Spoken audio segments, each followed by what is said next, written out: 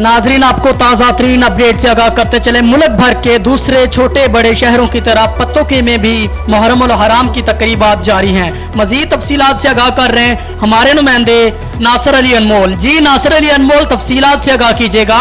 जी मैं आपको बताता चलूँ 5 मुहर्रम उल हराम के हवाले से। मैं इस वक्त पत्तों की मोहल्ला मलकपुरा गली नंबर 9 बुस्तान ज़हरा में मौजूद हूँ, जहाँ पे काफ़ी तादाद में अज़ादार मौजूद है।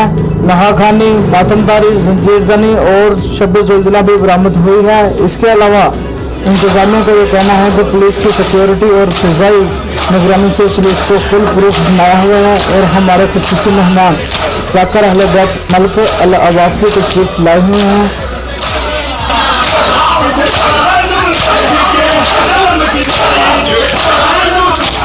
कैमरामैन मोहम्मद असद के साथ नासिर अली अनमोल, एरिया रिपोर्टर 29 न्यूज़ पत्तों की।